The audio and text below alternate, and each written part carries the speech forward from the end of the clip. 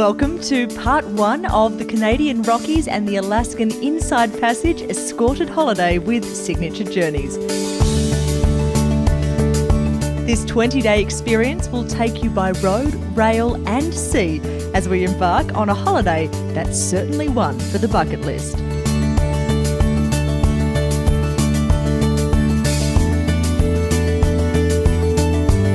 This week we'll be visiting the capital of British Columbia, Victoria. Here we'll enjoy spectacular waterside experiences and visit the world-renowned Butchart Gardens. It's simply spectacular. It's then on to Vancouver and all aboard the iconic Rocky Mountaineer.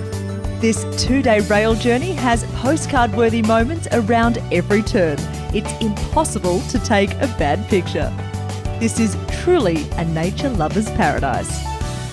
With us will be a keen group of travellers ready for the experience of a lifetime.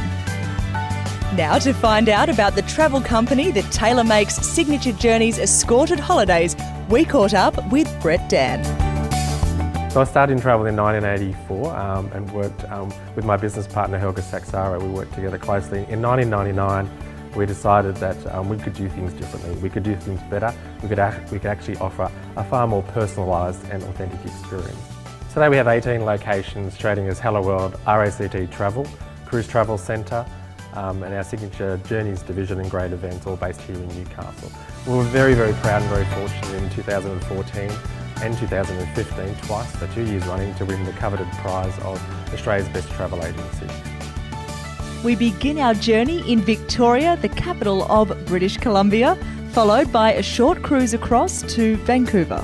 It's here we join the Rocky Mountaineer and travel to Kamloops for an overnight stay. Then it's on to Banff, where we disembark. From Banff we take a coach to Lake Louise and on to Jasper, Sun Peaks and Whistler. Then it's back to Vancouver, where we board the Coral Princess for a cruise through the Alaskan Inside Passage.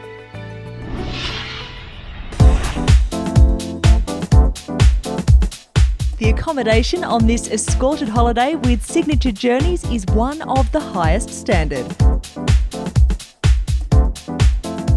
The rooms are spacious with all the amenities you'd expect in a quality hotel.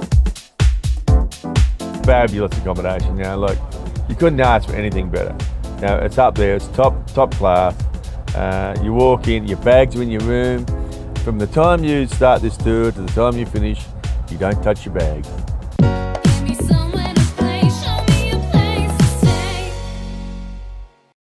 Now, Kev Callaway from 2NURFM is the special guest on this Signature Journey with Hello World. Now, your radio station is local in Newcastle. It's a very popular radio station. Newcastle, Hunter Valley, yeah. Fantastic. But for our national audience, tell us a bit about what you do. As little as possible, but with my boss here watching, my role is drive announcer. So I start on air at 4 o'clock in the afternoon and work through till 8 p.m. And I also get to play with the music the radio station plays. What do you love about touring? Ooh, it's meeting so many new people, because particularly here in Canada, they are just so friendly. But it's seeing things that I've only ever seen on picture postcards or on travel shows like yours. You see them now, all of a sudden they're real. They're very real, and it's such a wonderful thing to do. For sure. Now, we've got about 75 people on this tour with us, and I swear every single one of them is here. I mean, obviously because it's Canada or Alaska, it's fabulous, but they all love you. They're here because, you're the special guest. Are you having a good time mingling with them? Absolutely. It's nice to meet listeners. People who listen to us, they have the feeling they know us, although we don't get to know them. But this is the opportunity for us to do just that. We get to meet them, spend time with them, and they really feel such a passion for the radio station. It's their radio station and they belong to it. And it's such a wonderful thing to be able to reach out, although we can't see them, but we can reach out, we can touch them on a daily basis with things we do, things we say and things we play.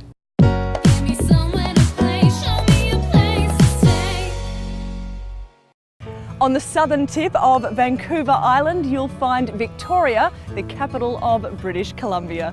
It's a friendly, fun and exciting city where you'll discover adventure, history, delicious dining, gorgeous gardens and so much more. With some time to spend at our own leisure, many choose to enjoy a horse and carriage ride and a relaxing walk along the waterfront. I decided to catch one of these cute water taxis to appreciate the harbour from a different perspective.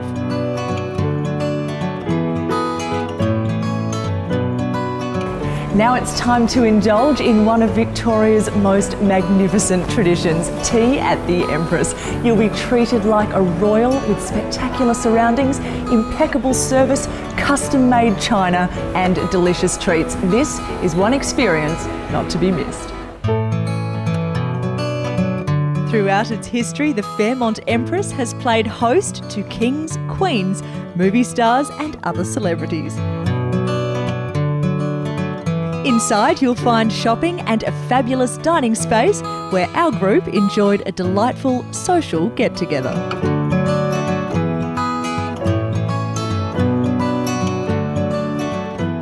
Victoria is also a picture-perfect city by night, ideal for a romantic walk with your loved one.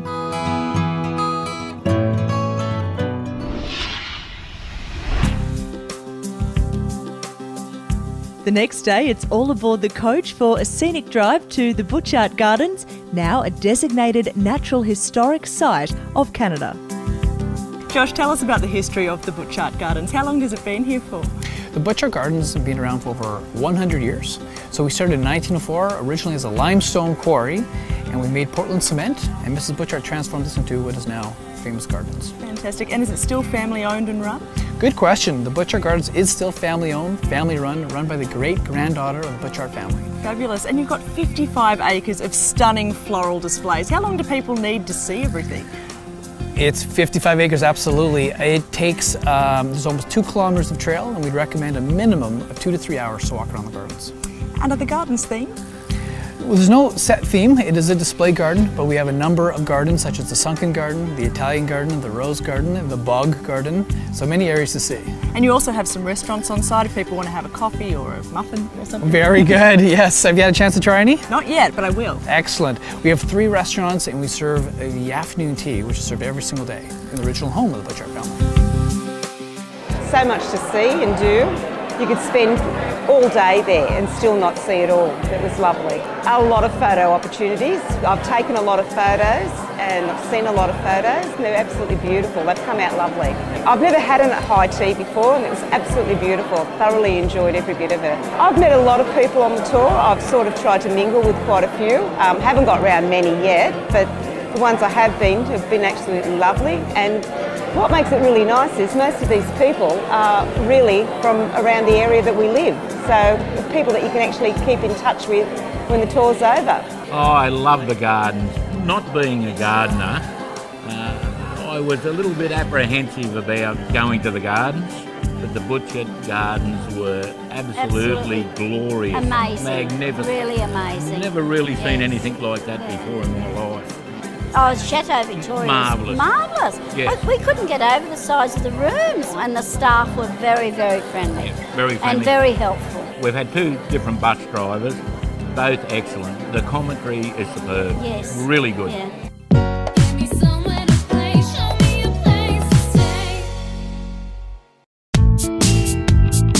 It's all aboard BC Ferries for a short cruise to Vancouver. Vancouver's an exciting city with lots of fun and interesting things to discover. Manuela is joining us now from Vancouver Foodie Tours. Talk to us a bit about what your company does.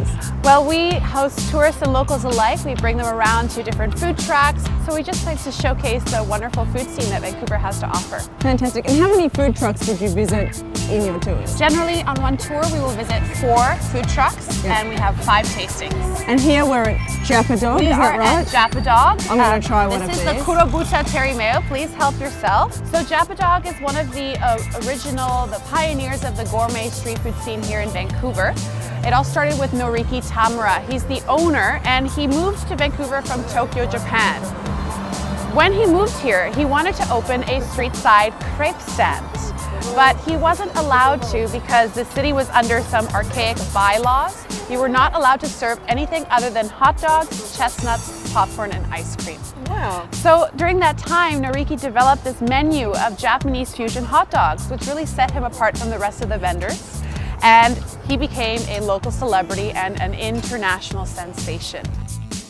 Time to walk off our first tasting experience and onto a one-of-a-kind taco food truck, Taco Fino. Okay, so Malia, this is Chris, the truck captain, and he's serving up the signature Baja-style fish taco. It's made with a crispy cod fish. It is fried and topped with chipotle mayo, some shredded cabbage, salsa fresca, and a bit of lime on top. So after a fine fish taco, we love to finish off with their chocolate Diablo cookie. This is a double chocolate cookie. It is made with cayenne pepper and ginger, topped with milk chocolate, salt, and sugar sprinkles. Now, if you love a delicious toasty, the next food truck is definitely the stop for you. So I began this truck for one reason only, and that was my daughter, Maxine. I used to cater for movies, and then once I had her, I knew I would never see her again. So I had the truck, and I thought, what does everyone like in Vancouver? It's grilled cheese.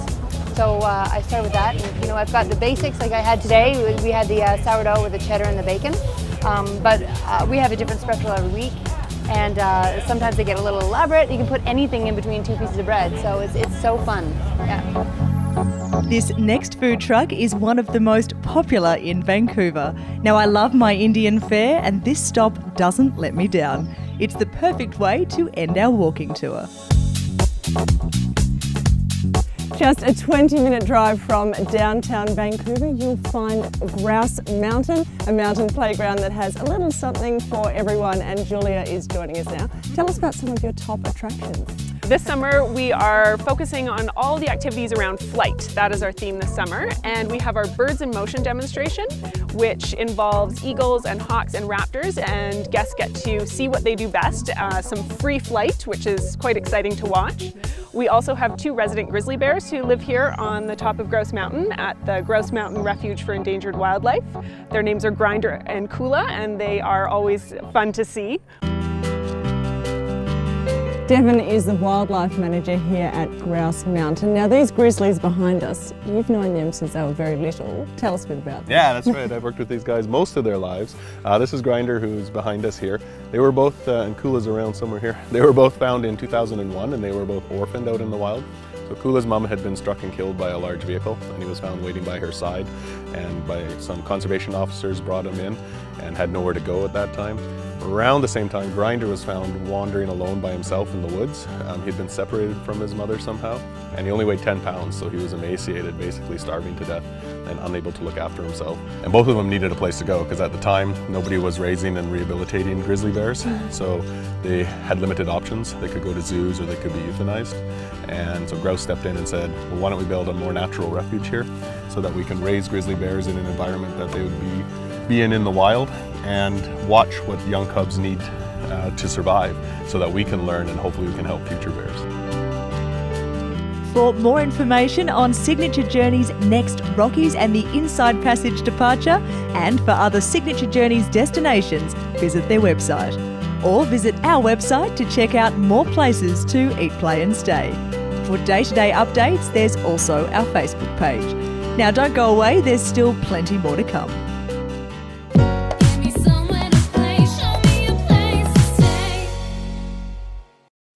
Well, it's time to leave Vancouver now and hop on board the Rocky Mountaineer, an iconic, world-famous, luxurious train that takes you on an unforgettable journey through Canada's West. It's undoubtedly the best way to experience the Canadian Rockies. An early morning start finds us in the train terminal, where the atmosphere is abuzz and full of anticipation. The service is welcoming, and there's plenty of entertainment and shopping whilst you wait to board.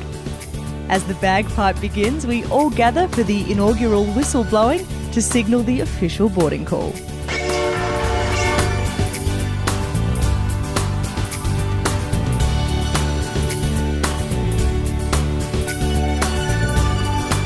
It's only a few moments into our journey, and the scenery is just breathtaking. Now, on board the Rocky Mountaineer, you can choose between silver or gold leaf seating arrangements. By booking the gold leaf service, you're securing yourself the ultimate in comfort and the best vantage point for photo opportunities along the way.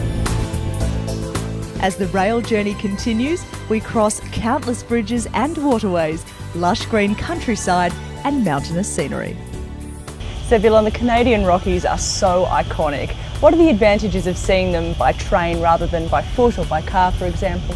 Oh, well, from the train, the biggest advantage is the comfort here on board the train. So you can see the big panoramic windows. So we're very close to the mountains, but relaxing here with lots of leg room and great service, and it's also safe to be inside away from the bears too. So. And can the train go places that a car or somebody on foot can't go? Exactly, actually that's one of the real benefits of taking the train, is that the railway was built here first, before the highways, and so quite often we have the best route, the best scenery. We're always really near water, but definitely the train route goes places the highway does not go. And tell us about the journey. Where do we start? Where do we finish? What do we see along the way? Okay, sure, yeah. So today we started in Vancouver. We started in the rainforest. So it's a West Coast temperate rainforest. We make our way up through the Fraser Canyon, which we're going through now. And then we'll finish the first day in the desert. It's a semi-arid desert plateau. And then we begin the second day in that desert plateau. We transition through to the Columbia Mountains and then finally the Rocky Mountains. So it's quite a change of scenery over the 2 days. Absolutely. And how fast does the train go? We average 30 miles per hour. And does it slow down or speed up at certain points along the way? It does, yeah. We'll slow down for scheduled highlights, and we'll announce to everyone we're coming up to a very important viewpoint. We slow it down to just 1 or 2 miles per hour for slow speed for photos. And then we do speed up to about 60 miles per hour on straight track, and that's for short, very short sections. And the staff seems so friendly. They're full of stories. Is that part of it, all the storytelling along the way? Yes, that's a really big part of it, is the staff training for knowing the scenery that they're going through, knowing the history, and really we love to hire the staff for having a great attitude, and then we teach them all the stories about the areas that they travel through. Kev, the Rocky Mountaineer, it's iconic, it's world famous. Has it lived up to your expectations? So far it has. It's just spectacular. The scenery is nothing like we have at home in Australia, and it is that picture postcard we see all the time, or we see the travel shows, but it's real. It really is. Absolutely. And you've done a lot of travel. Is this up there with, the best experience? Yeah, absolutely. It just is. And it's not just the scenery. The people in Canada are unbelievably polite. They're annoyingly polite. It is just, they are wonderful. And it is one of the most spectacular places in the world. I was going to say the Canadians, they sort of apologise even when they've done nothing wrong. Sure, you can stand on their foot and they'll say, oh, sorry. Sorry for getting in your way. Lots of photo opportunities. Have you been out there with taking happy snaps? Oh, the happy snaps are going crazy. Could you imagine how many photos have been taken of all of this country over the years? Yeah. You could never add it up. No, it's incredible. So many wonderful memories. And whenever they give us a clue that something, amazing's coming up, does everyone, I've sort of seen people run out to the vestibule. Yep. Is everyone just tipping to one side and then fighting for a good spot? Yep, river on the right, bridge on the left. So you think the train's rocking because of the tracks? It's not, it's the tourists. Whoa, left, right, yeah. Now there are about 70 odd people here. 70 odd people, hang on, let me rephrase that. Yeah. There are about 70 people here who all want a bit of your attention. Are you getting around, having a chat to everybody? Yeah, trying to, and it's really quite nice because these people listen to our radio station and they've all got great stories to tell. They've all got wonderful backgrounds, and it's just wonderful to talk to everybody and just learn where they're from, why they're here, how they're enjoying it. Yeah, it's just one of those extra added benefits I get by being on the trip. Better than I thought it was going to be is that fact that every corner you go round there's something new, and it's even from the different colours of the water as you come through. It's just really spectacular. I've been taking tons of photos and the whole stack of video. I don't know what I'm going to do with it when I get home. There's going to be so much that I'm going to have to edit, but it really is exciting. These people are just so caring from start to finish. They look after you from the moment that you get on the train until the moment that you get off. There's nothing that you ever want for, and this carriage with its view is just spectacular. It's a great place to be. I wouldn't do it any other way. And the great part is that you can get up and down the aisles and talk to people, and you can find out where they're from and what they're doing and what they like about it, and they all have different views about their favourite part. But in the main, it's that same thing. It's just that the experience overall of seeing this incredible, pristine area is just magnificent. Well, after a spectacular day on board the Rocky Mountaineer, travelling from Vancouver to Kamloops, it's time to hop off, have a great night's sleep in the hotel, and then get ready to board the train again tomorrow morning for day 2. And for your convenience, your luggage has been taken straight to the hotel room, you've been checked in, and your room key's been given to you on board the train, so you literally don't have to do a thing. For more information on Signature Journeys' next Rockies and the Inside Passage departure, and for other Signature Journeys destinations, visit their website.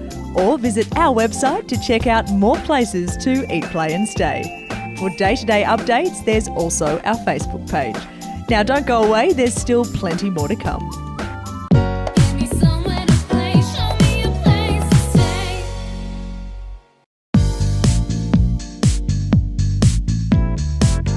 After a relaxing night in Kamloops, we board the Rocky Mountaineer once again for another day of scenic splendour and memorable moments.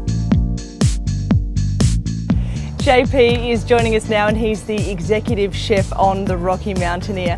How do you cook such spectacular, beautiful quality food in your little kitchens? Well, you've seen how little the kitchens are, and it's quite a logistical feat, you know, to kind of try to achieve what we do on board with working in a galley that's 18 by 8, that's in feet, so that would be about 4 meters by 1.8 meters. We do about 70 guests in that small space, and we have up to 3 chefs working in that environment as well. You have so many different people on board with dietary requirements and different tastes. How do you cater for everybody? Well, again, at the beginning of each day, before we start any shift on board, we identify with our team of hosts on board, which guest has a dietary requirement. It varies, greatly from sometimes it's a health-related diet, sometimes it's a personal diet. And we make sure that our chef gets communicated to that, and then they'll work towards filling this requirement. Is there a particular cuisine that you stick to, or is it quite broad? Well, no, our main date on board Rocky Mountaineer is to showcase our local produce, our local products. We live in British Columbia, and British Columbia, as you know, has a wonderful array of seafood, and we have beautiful meats as well from our farms in Alberta and BC. So we use local product as much as possible, which is about 95% of our offerings, and of course we live in Canada. You have to be, mindful of the fact that, we don't grow pineapples, even so sometimes we serve fresh food on board, but, like 95% is, locally sourced, locally, inspired as well. I mean, we showcase Western Canadian cuisine, which is, similar to what you'd find in Australia. You have indigenous, kind of cuisine as well now in Australia. We have the same in Canada. What's the difference in the food service between gold leaf and silver leaf? Well, there's quite a difference between gold leaf and silver leaf. As you can see, gold leaf is more of a restaurant setting, where you have, a dining room or guest comes down actually for their meal service. And then we have a galley with their personal chefs that will cook to order. Where in silver leaf, it's more a seatside service. Where it's very similar to what you'd find on some better airlines first class service, where you have a trolley in the aisle, and we have large casseroles with like vegetables and different meats and other things, and then people basically come and they choose what they want, and then we plate it in front of them inside the car. This is a tick off the bucket list, as they say. We've done quite a lot of travelling. This is something that people keep saying, you can't take a bad photo. They're spot on, absolutely spot on. But it's just the contrast between the colours. The snow-capped mountains that just keep running through, the greenery, and then the blue in the water. It's just magnificent, and we're so close to it as well. They're crazy if they don't do it. And train is a great way, but they do it in a speed that you can see it as you go through. And of course they slow down when we get to really good parts as well. So they're very, very considerate like that. This, without a doubt, has got to be one of the greatest adventures of my life. This has been on my radar for some probably 30 years, and I'm very fortunate that I've been given the opportunity to come and experience this amazing country. I think the tour it gives you a good insight into the history of the country. It gives you a better understanding, a greater appreciation, and I think it's far more rewarding, without a doubt, far more rewarding doing it this way. Anyone that wants to come to Canada and Alaska, put it on your bucket list, because it's a once-in-a-lifetime adventure. It's as good as it gets. The scenery, I'm a horrible photographer, and everything comes out picture postcard perfect. It is just fabulous. For more information on Signature Journeys' next Rockies and the Inside Passage departure, and for other Signature Journeys destinations, visit their website. Or visit our website to check out more places to eat, play and stay. For day-to-day updates, there's also our Facebook page. Well, that's all we have time for this week on Eat, Play and Stay. We hope you've enjoyed part 1 of our Rockies and the Inside Passage escorted holiday with Signature Journeys. Tune in next week as we bring you part 2 from Canada and Alaska. See you then.